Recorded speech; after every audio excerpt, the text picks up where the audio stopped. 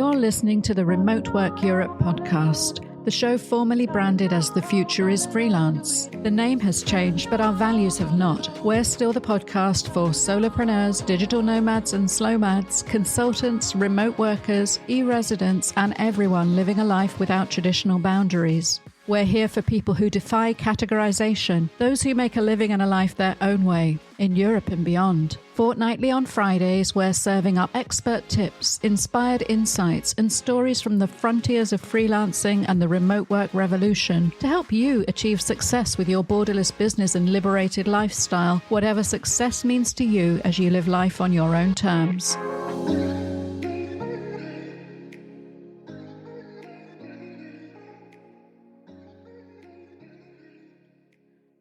Hello, Remote Work Europe podcast listeners. It's great to be talking to you today.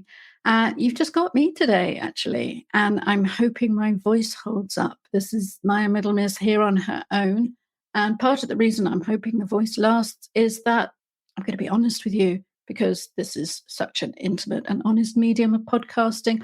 I'm actually recording this twice because I didn't record it the first time. So you can even say I've practiced this podcast, delivered the entire thing, nothing captured whatsoever. Happens, tech fail. So hands up. I want you to know that it happens to me, and I'm happy to share these things. So I'll stop screaming and kicking things, calm down, hit record this time, make sure it's actually capturing, and let's start again. So why am I talking to you today? What are we going to look at? Well, the reason I'm in a reflective mood is because there's some old things and some new going on. And one of the things that's gone on just lately is the remote.com remote work influencer list has been released. This was last week now. We're recording at the very end of April 2024. And it was very exciting to be listed in the remote innovators category. Now, I've been listed in this report before, remote work influencers, but this is the first time that I've been recognized for the work that I've done with Remote Work Europe. So that brings me incredible pride.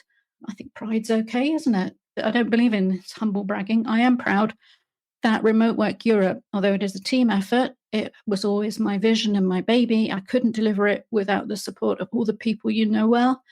But to have it recognized as part of a global movement of remote work is really gratifying and exciting, and it validates everything that I've been trying to achieve here.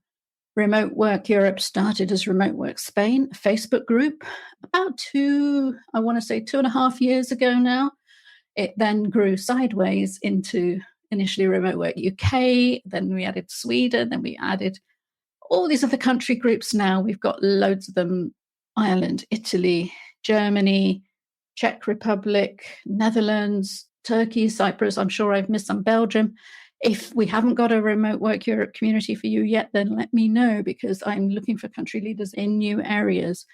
But we are now coming of age, it feels like, that we're being recognized among this global list of really amazing people. And that's why I'm proud to be among them.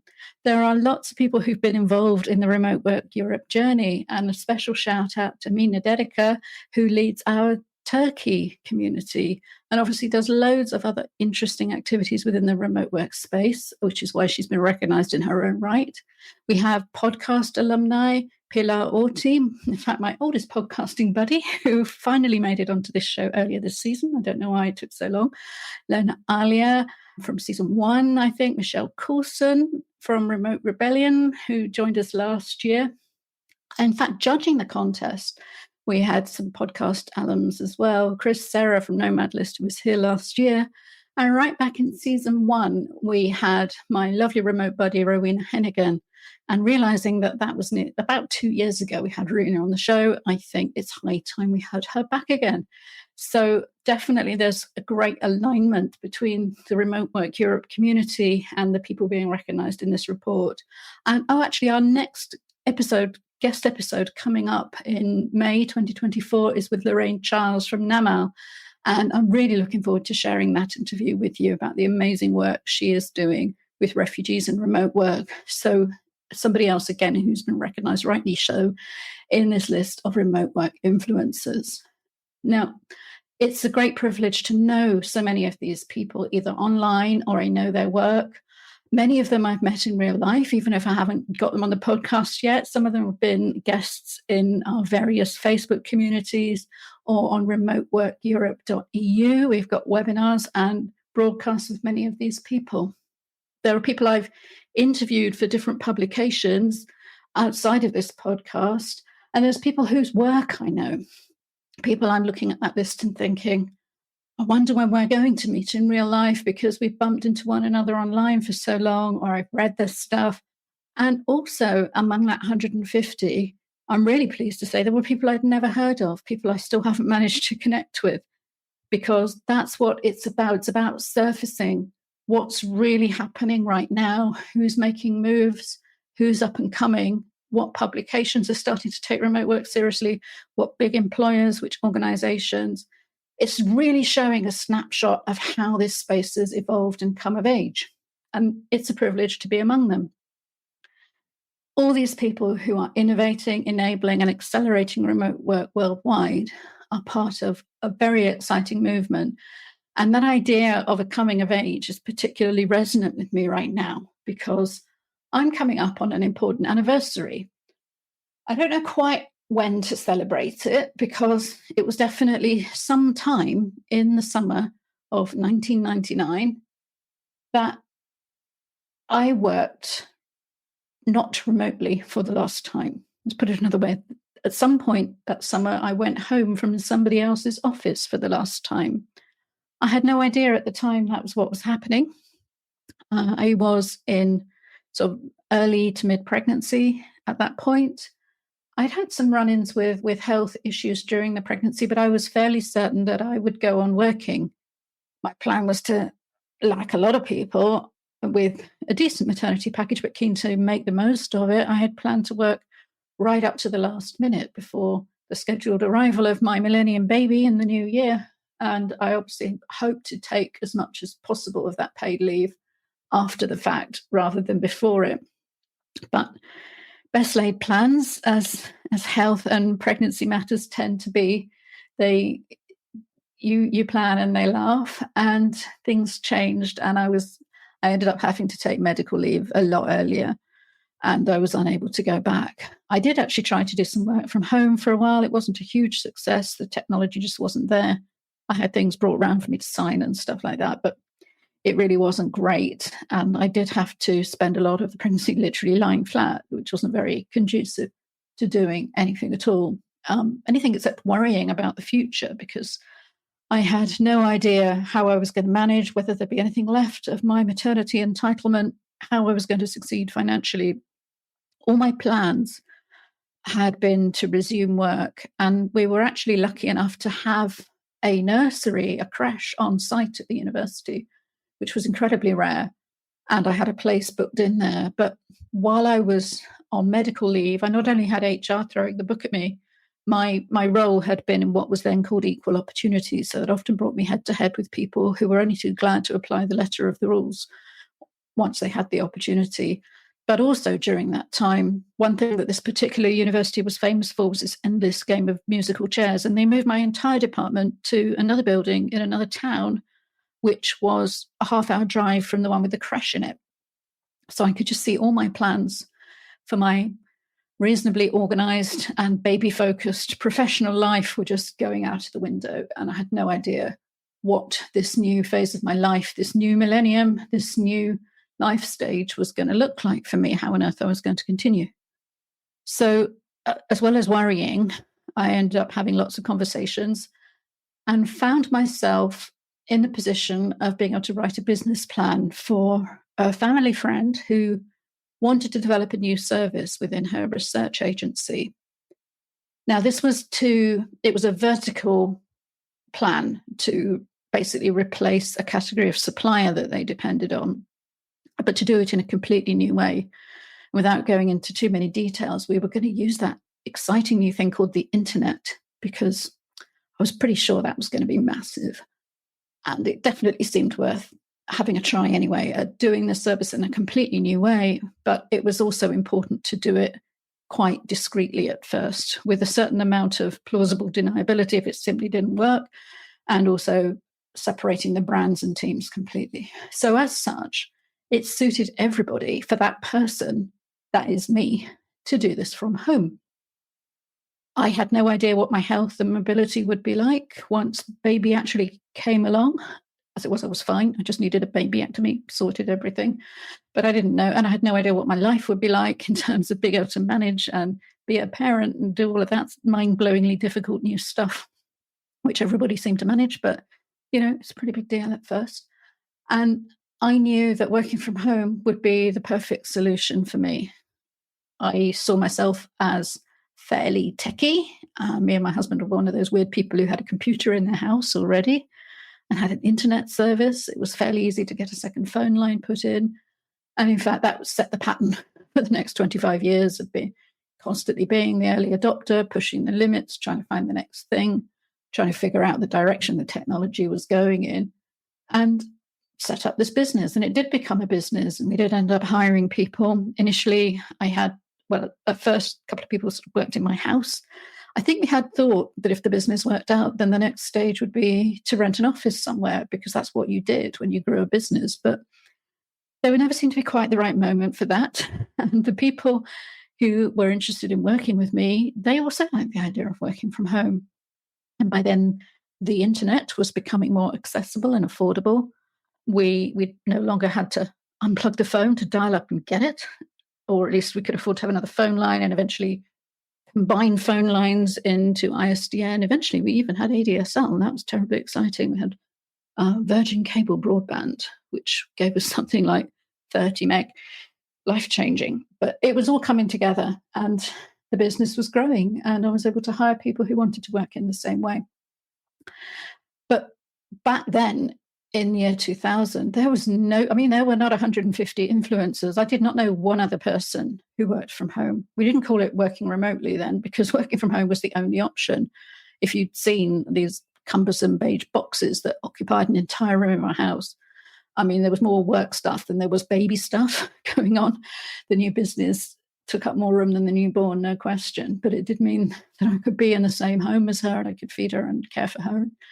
I had childcare, but it was very flexible and arranged around work. But I couldn't ask anybody else how they did it. There were no blogs, there were no podcasts, there were no remote work organizations, there were no employers of record. There was nobody I could look at for a model of how to do this, because it wasn't a thing. And really, it was a secret. I certainly didn't tell clients straight up that I was working from home. Generally speaking, because we were an auxiliary service, we didn't tend to meet people. We got hired online, and I would do a couple of projects with a client. And really then the suggestion of a meeting was tended to be about relationship building and consolidation rather than winning the work. So it was kind of after the fact. It was, no, I'll come to you. That's really not a problem. And I would go up to their plush West End offices. We worked for some lovely brands in commercial research and user experience. And then the question of, so where are you based, would come up. And that's when, it wasn't like a big reveal, but I was, I didn't realize it wasn't common knowledge, but I work from home, and the person who managed your project, she lives over there, and the interviewers who worked on it are located here and there. And at first, that was the first that many of them knew about it. And sometimes it was a huge talking point. Sometimes it was really not of interest. Or sometimes people would say something like, I could never do that. It wouldn't suit me, or they never let us do that here. Other people were really curious and even quite wistful and envious. People like young mums, my sort of age at the time, were the ones who had dropped their kid in a creche before 8 o'clock that morning to get the early train into that office where they would spend the rest of the day. Some of them, were really, I wish there was somewhere I could help them work the way that we did, but I couldn't. There wasn't anything we could do. And all I could do was carry on providing a service to them, build a business, establish credibility with them, their associates, and offer more people who we were employing the chance to live and work the way that we did. And then, of course, that business gave us the chance to choose something completely different and relocate to Spain, having moved from inner London to the suburbs. And we just kept going, looking for the kind of family lifestyle that we wanted. We had 2 daughters by then. And again, there weren't the role models, there weren't any influences to follow. The people, when I got to Spain, I did come across more family businesses because at this point my husband was also working in the business, and they were small businesses, but they tended to be, they certainly weren't in the remote sector. They were very much sort of local businesses, face to face. And we faced big regulatory problems because we're talking about a time before there were any digital nomad visas or employers of record or anything else. We were all Europeans at the time, which should have made things a lot easier. And it certainly, compared to the hassle of trying to sort out schools and housing and everything like that, I thought the business would be the most straightforward bit to have continuity on. Once we figured out that the internet was working at the house in Spain, we thought everything would be fine. It was literally weeks before I went that suddenly the lawyers got involved and said, "What? She's moving where?" And threw a spanner in the works that I hadn't even known existed about permanent establishment and corporation tax. And by that time, we were committed. We had deposits paid on schools and houses. And I think we had just let the house that we owned in the UK. We were in, basically. There was no going back.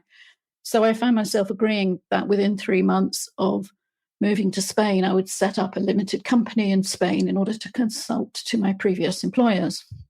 We'd agreed, on a remuneration that would reflect going self-employed and being a consultant.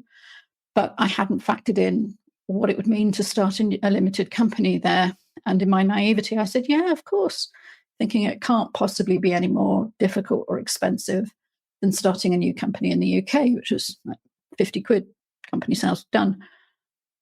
Anybody who has lived in Spain for the last decade or so is probably laughing, hopefully sympathetically now, at my naivety.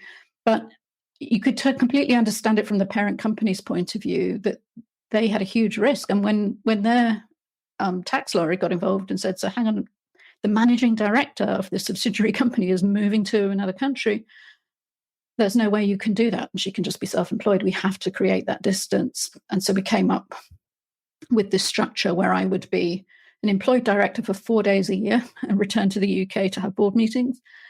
And it was a director's fee separate to consulting through a limited company in Spain. I mean, it was incredibly expensive and cumbersome and horrible. And even years later, when I had to liquidate that company, it was incredibly expensive and cumbersome and horrible. And I would never, with a gun to my head, form a Spanish limited company again. But I had no choice at the time. There was no Estonian e-residency. There was no employer of record. None of this infrastructure existed. We just threw the kids and the laptops in a Land Rover and went to Spain. Our passports didn't stop us, and we'd found a place with internet. So, we only went for a 6-month trial each way, and obviously that worked out well. But we went through some difficult years in those early days because as soon as we arrived in Spain, it felt like the financial crisis bit down hard. And certainly a lot of those little local businesses, a lot of the expat community, the people who'd had their little bars and things like that, some of those just went to the wall overnight. We had sterling euro parity at one point, which put massive dents in what we thought was the lifestyle that we were going to have. And I think, we went through those first few years wondering if we'd done the right thing, should we stay, seeing the lifestyle benefits for our young girls, knowing what we loved about the Mediterranean climate, the family atmosphere, the outdoor lifestyle, and really desperately wanting to make it work.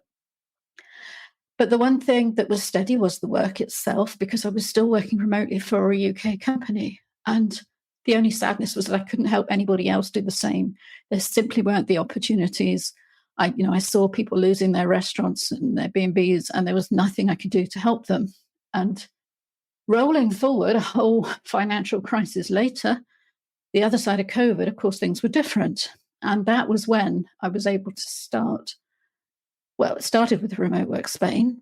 Obviously, here I am. And this is where I knew people who were looking to work in the same way that we did. People who'd maybe had a taste of it during lockdown. The whole world zeitgeist and conversation around remote work changed completely then anyway.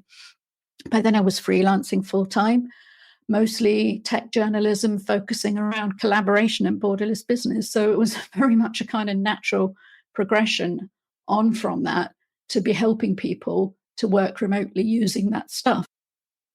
By then, even smaller villages in Spain had full fibra broadband, which was life-changing, having been through that revolution twice. Because when we first arrived in Spain, it was back to dial-up and desperately trying to get sort of Wi-Fi signals from strange locations and doing site surveys and speed tests before we could sign a lease anywhere. But simply getting the cabling done, and that's obviously, Spain is now extremely well connected, even the smaller villages all plugged in. What people needed was the work, and they'd had a taste of it during lockdown, some of them, or they'd seen everything from sitcoms to the news talking about Zoom parties and work online and work from home and people in their pajamas and doing their banana bread or whatever people did during lockdown. For me, it was one of the strangest times of business as usual in so many ways, and trying to help people. But the remote work Spain community came out of that time when people were seeking work. And I saw some people asking about working remotely and asking in the wrong places or the wrong way, and thinking, well, I know these jobs exist now. There are places that are working. Some of them are still fully remote. That may or may not be for keeps. There are jobs.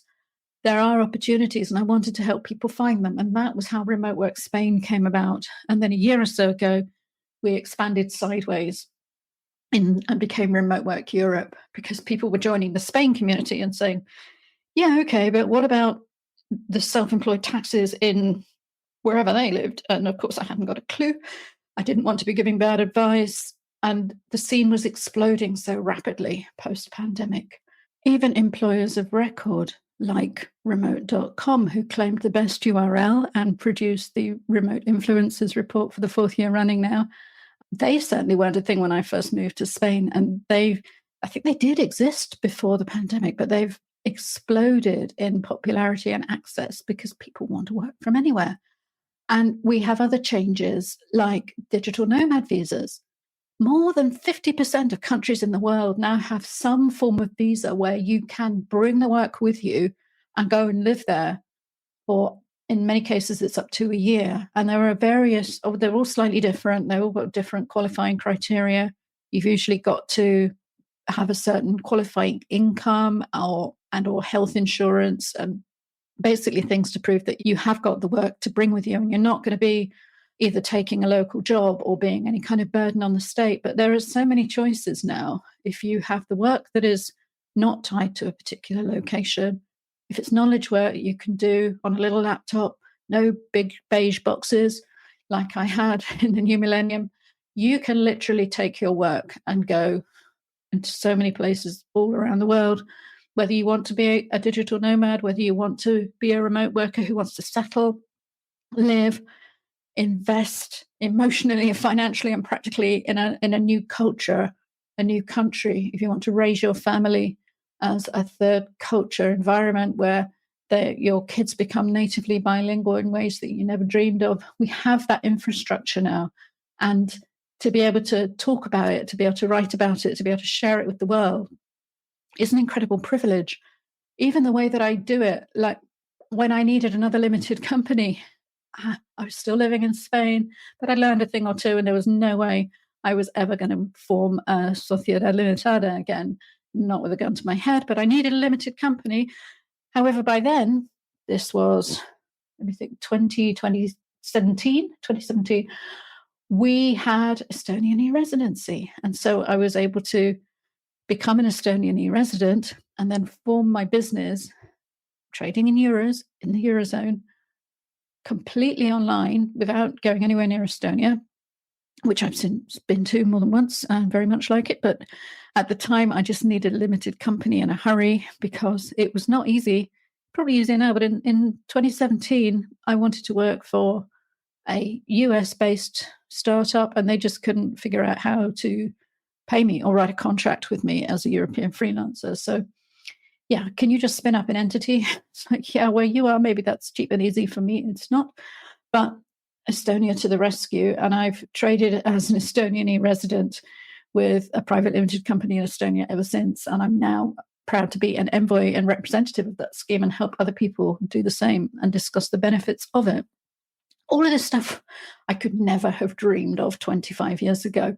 It was absolutely unthinkable that you could up sticks and go and live in another country, that you could have your business in a third country, that, obviously it was unthinkable that the country of my birth would no longer be part of the EU. That's a whole separate podcast. But the fact that that meant it didn't constrain me, the fact that I haven't even got around to changing my passport because I have permanent residency in the EU and my business has its identity and residency here. And I can trade with people in the US, in Asia, in Europe, in the UK, anywhere, all done completely online through digital signatures, thanks to Estonia. So obviously it is the technology which underpins all this and makes it possible. And certainly when I looked at unplugging the phone to dial up and get the internet back in the turn of the millennium, of course the technology is the most visible and obvious change. But that technological change has taken place in a context of societal change, of cultural change, of geopolitical change. The world is a very, very different place to what it was before. There are some ways you could say it's less global, that in some ways things are becoming more balkanized and fragmented in different ways politically. And yet we still don't have a way of sending money around the world quickly and easily. This was long before the Bitcoin white paper had even been thought about. And even though that was many years ago, we still don't have any wide adoption of a means of sending value the same way that we can send information and data around the world so instantaneously. So there are still regulatory roadblocks, even though we have so many of the tools in place now. And when people come to me and say, I want to do this, I want to live here, I want to do this sort of business with people over there, and it might be this kind of regulated industry, it might require this kind of license or this kind of physical product logistics, there is always a way through it. I don't have the answers, but I do have some overview, and I'm trying to, through Remote Work Europe, develop connections with experts in different areas so I can say, all right, you need to talk to these guys about possibly any resident business or business that might be regulated better in this jurisdiction, or you might want to go and look at this visa and try and piece that puzzle together, because we don't yet live in a world where it's truly borderless and people can move around and do whatever they want. But it's getting there, and it's so much better than it was. And if you do knowledge-based work, and if you have the freedom in the sense that you don't have the ties, you have some steady form of income, then you can travel to so much of the world now and live and work there legally. You don't have to pretend you're on holiday and hide your laptop at the border any longer. It's just a thin laptop as well. And you can get your work done and you can see the world. And it is the most unbelievable thing that not only have we got this 150 influencers named in this report, they are influencing a continually growing community. In June, I'm heading to the Bansko Nomad Festival, as regular listeners will know from the interview with Uwe a few weeks ago. And I will be speaking there about how the collaboration and communication environment has changed. So all you tech heads who want to hear about what it was like trying to do video conferencing on dial-up or sort of early ADSL, you want to come and have a laugh at that, then I invite you to come on a journey through all the different messenger apps of my life. And of course, the technology is the most visible thing, but it's changed the way we communicate and collaborate. All the things that got funded during the explosion of the pandemic, all the different apps. Somebody asked in the Spain group recently, well, what's an alternative to Teams? Is there anything else I can do video conferencing on? And 200 comments later, there are just so many of these things, and I've had a chance to use and write about an awful lot of them. It's a fascinating space. It hasn't finished evolving. And I certainly never dreamed 25 years ago how central the whole idea of working remotely would become to my life, to my family's life, to the lives of those I cared about, nor that I would actually be able to work helping other people achieve and unlock just that in their own lives. As this space has become not only a subject in its own right, it's become increasingly differentiated. We have remote workers who are self-employed, who are entrepreneurs, who are consultants, who are employees, who are academics, who are researchers, who are working for themselves, working for global organizations, people who are putting portfolio lifestyles together, blending all of the different elements that they truly want and choose. Yeah, it's not always easy. It's better if, for some people, if somebody else comes along and decides all that. But for those who want it, the possibility is there now. This space has truly come of age. Quarter of a century, I've been working this way. I'm so glad to see the opportunities opening up to so many more people. And even to see my own millennium baby coming of age herself, laughing hysterically at the idea of her mother being called an influencer of any kind. She and her sister have grown up a long way from the country they were born in. And they are truly bilingual young Europeans who have the world at their feet. And I'm proud to be part of shaping that future for them. It's not perfect. There are still barriers to overcome. There are still lots of problems, economically, geopolitically, technological, to overcome. But remote work is a movement. Remote Work Europe is part of that movement. If you're listening to this, you're part of it too. So thank you. Thank you for your time and attention, for your support, for spreading the word. If you share this podcast with somebody who hasn't heard it, then maybe we can open the doors that little bit wider, shine a bit more of a light into the future, because the future is not just freelance, it's flexible, it's fun, it's remote, it's location independent, and it's whatever you make it.